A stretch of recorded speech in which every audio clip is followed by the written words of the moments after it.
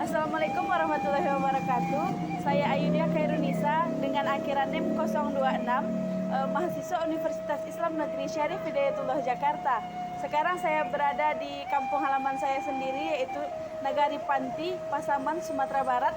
Kali ini saya akan mencari terkait budaya hukum yang ada di Minangkabau. Salah satunya yaitu pembagian harata pusako dan kedudukan perempuan di Minangkabau.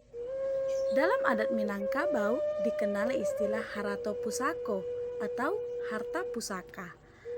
Harta pusaka ini ialah sesuatu yang bersifat material yang dimiliki seseorang atau sekelompok orang yang jika kematiannya dapat beralih kepemilikan kepada orang lain. Pembagian harta pusaka di Minangkabau ada dua, yakni harta pusaka tinggi dan harta pusaka rendah. Harta yang digolongkan ke dalam harta pusaka tinggi adalah harta yang telah diwariskan secara turun-temurun yang biasanya sudah melalui beberapa generasi. Harta pusaka tinggi ialah pusako yang diwariskan dari nenek ke ibu dan dari ibu ke anak perempuannya. Harta pusaka tinggi ini bisa berupa tanah, rumah gadang, ataupun tanah garapan seperti sawah, ladang, dan sejenisnya.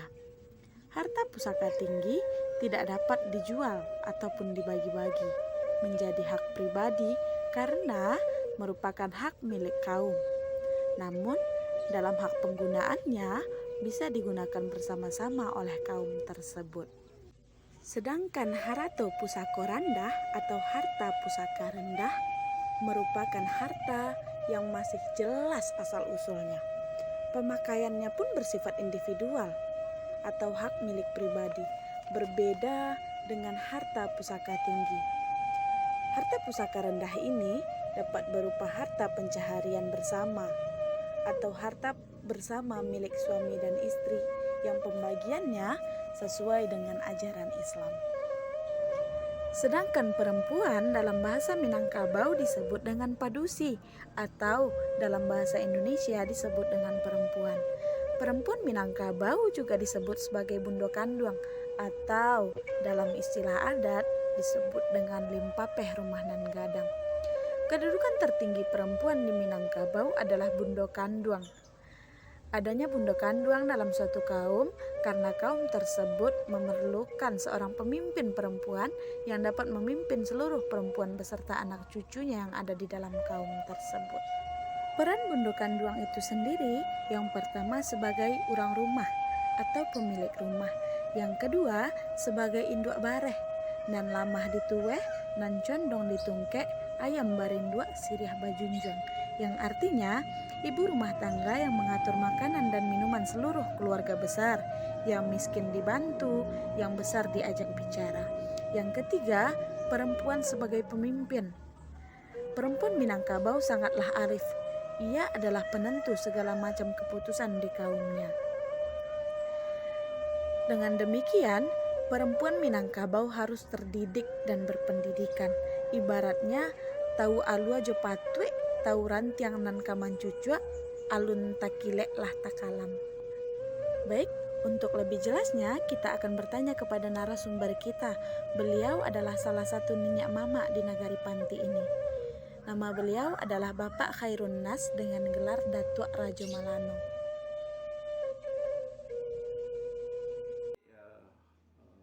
Kakek artinya kedatangan kakek, insya Allah kita sudah dapat bertemu hari ini.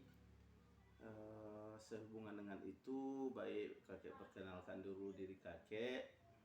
Nama kakek Khairun Nas, gelar Datuk Rajo Malano. Alamat Puamang, Nagari Panti Timur, Kecamatan Panti. Jadi kan kayak ini kan terkait harta pusaka. Gimana harta pusaka itu di Minangkabau gitu? Kalau berkaitan dengan harta pusaka, kedudukannya tidak boleh dijual belikan dan tidak boleh digadaikan. Karena kedudukan harta pusaka itu pemakaiannya bersifat turun-temurun. Dari nenek turun sama mama, paman, kemudian dari paman turun lagi ke kemenakan. Itu sehingga kalau harta pusaka tidak boleh diperjualbelikan dan tidak boleh digadaikan. Terus kan kalau di Minangkabau itu kan yang menganut garis keturunan ibu atau matrilineal. Gimana kedudukan perempuan itu di adat Minangkabau? Kalau kedudukan perempuan, kalau yang bersifat pemakaian atau untuk garapan harta pusako itu adalah perempuan.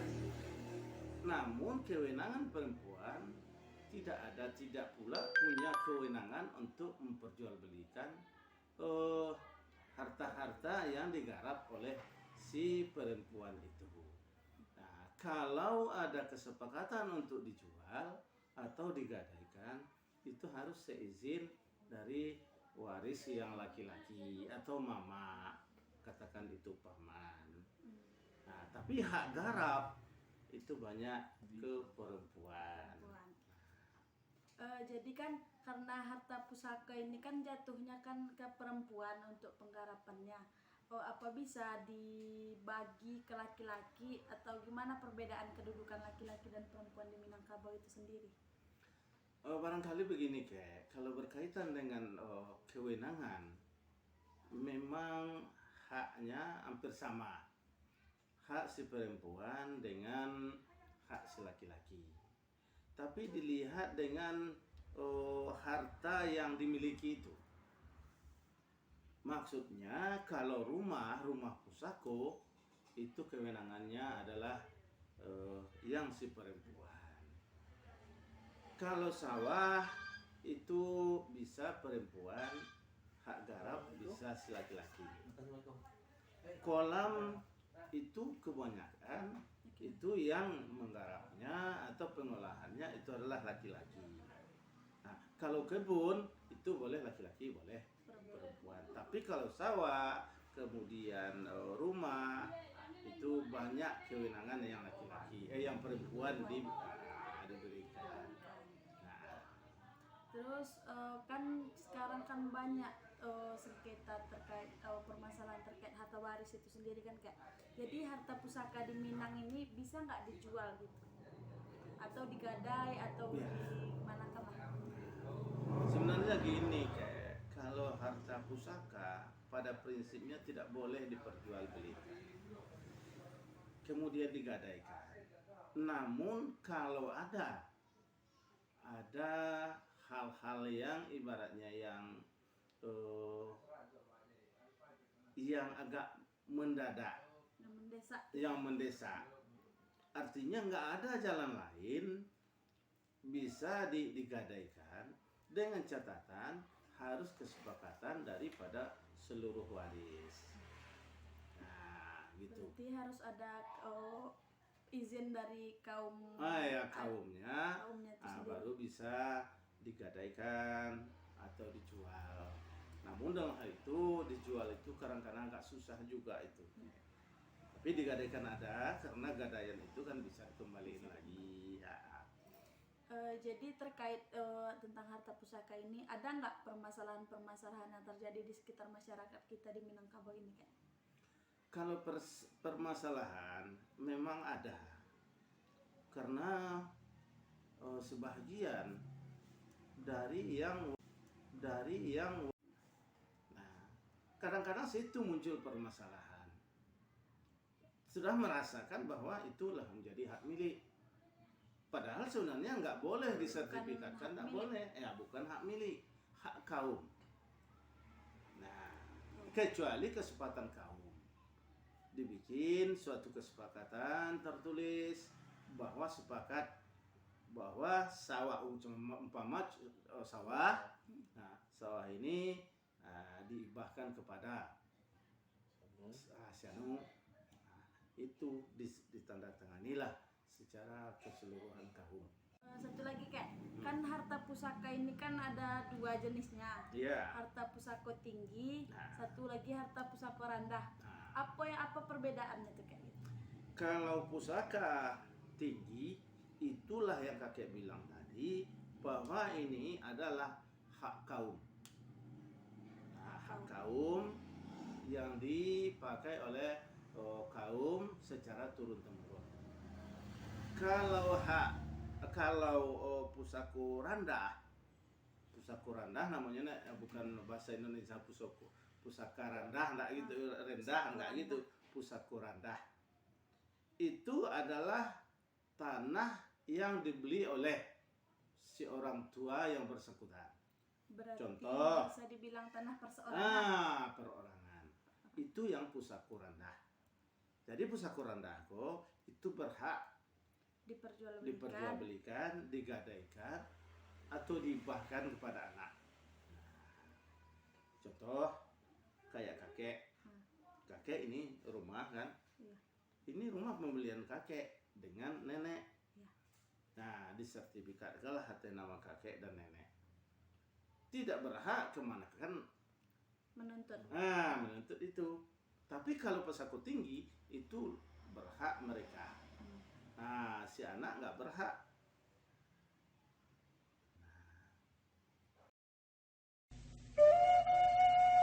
Dari penjelasan narasumber kita tadi sudah jelas bahwa harta pusaka tinggi dan harta pusaka rendah itu berbeda. Harta pusaka tinggi ialah harta yang diwariskan secara turun-temurun dari generasi ke generasi. Sedangkan harta pusaka rendah ialah harta yang berupa harta pencaharian atau harta bersama milik suami dan istri yang jelas asal-usulnya. Sedangkan kedudukan perempuan sendiri di Minangkabau sangat dimuliakan. Perempuan Minangkabau disebut juga sebagai Bundo Kandung karena perempuan Minangkabau mempunyai hak dan posisi yang sama dengan laki-laki dalam memutuskan suatu perkara. Perempuan Minangkabau di dalam adat dikenal dengan istilah limpapeh rumah nan gadang. Selanjutnya kita akan menemui narasumber kedua kita. Beliau juga termasuk salah satu minyak mamak di Nagari Panti ini. Beliau bernama Bapak Effendi dengan gelar Datuk Bandaro Basar. Kita sedang bersama Bapak Effendi Datuk Bandaro Basar. Bapak Effendi Datuk Bandaro Basar. Terkait lanjutan dari wawancara kita tadi terkait pusako tinggi dan siapa penerima pusako tinggi akan dijelaskan oleh Bapak. Ya, yang tentang dari pusako tinggi itu yang akan mendapatkan dari di nenek turun ke mama, mama turun ke menakan. Pusako tinggi itu tidak bisa diperjualbelikan dan tidak bisa diperebutkan. Itu ada aturan adatnya. Istilahnya di dalam keluarga itu kan, itu yang diterangkan tadi turun temurun itu. Jadi kalau pusako rendah itu kan pendapatan istilahnya bapaknya atau emaknya itu namanya pusako rendah. Kalau pusako tinggi itu tidak bisa diperjualbelikan. Itu yang pusako tinggi itu turun temurun harta itu. Contoh dari pusako tinggi itu apa tuh? Berupa rumah adat, berupa tanah, ladang, sawah, atau kolam ikan, itu ada pusako tinggi itu. Pusako tinggi. Jadi kan kalau pusako tinggi biasanya dijatuhkan dipegang oleh anak perempuan kan? Iya, perempuan dipegang. kalau di Minangkabau. Iya. Jadi anak perempuan berhak sepenuhnya atau bisa dibagi ke anak laki-laki atau bisa dijual atau digadai? Itu tidak boleh. Kalau pusako tinggi tidak boleh. Walaupun itu istilahnya perempuan dari dusana yang si laki-laki itu, cuman orang tuh memegang. Istilahnya sifatnya orang tuh sifat memakai dan mengelola, yang pengaturannya itu adalah pihak si laki-laki. Berarti cuman hak pakai, Hak pakai. kelola, bukan hak milik. Bukan hak milik. Nah, itu dia. Jadi terkait harta pusaka itu kayak kan kadang ada perselisihan antar kaumnya atau antar pemiliknya yang merasa berhak. Ada nggak di sekitar masyarakat kita, masyarakat Minangkabau ini yang sengketa tentang harta pusaka itu? Ada juga, karena orang tuh yang mensengketakan harta pusaka tinggi itu karena dia tidak tahu sistem adat, alur dan patutnya itu. Istilahnya dia masih ngambang masalah adat. Jadi kalau orang tahu di adat Minangkabau itu tidak akan bisa diperkelahikan oleh kaum itu sendiri. Nah, Jadi yang berarti kalau orang yang paham adat tidak akan diperselisihkan. tidak akan Kalau orang berbeda. yang belum paham adat Itu yang biasanya memperselisihkan. mempermasalahkan itu harta. Dari penjelasan narasumber kita tadi, sudah jelas kiranya bahwa harta pusaka tinggi dan harta pusaka rendah itu berbeda. Harta pusaka tinggi ialah harta yang diwariskan secara turun-temurun yang biasanya sudah melalui beberapa generasi.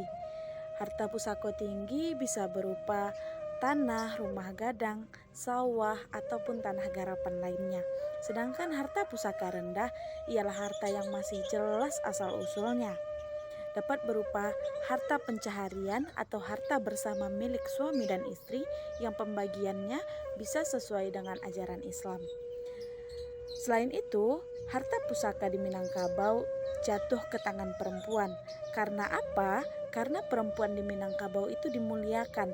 Selain itu, kedudukan perempuan di Minangkabau juga sebagai bundo kanduang atau dalam adat dikenal dengan limpapeh rumah nan gadang. Perempuan di Minangkabau juga mempunyai hak yang sama dengan laki-laki. Ia juga sebagai penentu segala macam keputusan di kaumnya. Selain itu, penerima harta pusaka tinggi di Minangkabau biasanya jatuh ke tangan anak perempuan. Karena harta pusaka tinggi itu diwariskan dari nenek ke ibu dan dari ibu ke anak perempuannya. Si penerima harta pusaka tinggi ini hanya mempunyai hak kelola dan hak pakai. Mereka tidak mempunyai hak milik karena harta pusaka tinggi adalah hak milik kaum. Harta pusaka tinggi ini juga tidak dapat dijual ataupun dibagi-bagi. Namun, dalam hak penggunaannya bisa dipakai bersama-sama oleh kaum tersebut. Masyarakat Minangkabau melaksanakan dua sistem kewarisan, yakni harta pusaka tinggi yang diwariskan dengan sistem kewarisan kolektif matrilineal dan untuk harta pusaka rendah diwariskan dengan sistem kewarisan individual bilateral. Dengan ini, hukum adat dan agama Islam di Minangkabau tidaklah bertentangan, tetapi agama Islam menyempurnakan adat Minangkabau. Tidak hanya mengandung hukum adat dalam kewarisannya, masyarakat Minangkabau juga menganut hukum Islam dalam kewarisannya. Karena masyarakat Minangkabau itu menganut falsafah Adai Basandi Sara Basandi Kitabullah. Wah, menarik sekali ya teman-teman. Demikianlah pembahasan kita mengenai Haratu Pusako dan kedudukan perempuan di Minangkabau. Jangan lupa like, comment, and subscribe ya guys. See you. Assalamualaikum warahmatullahi wabarakatuh.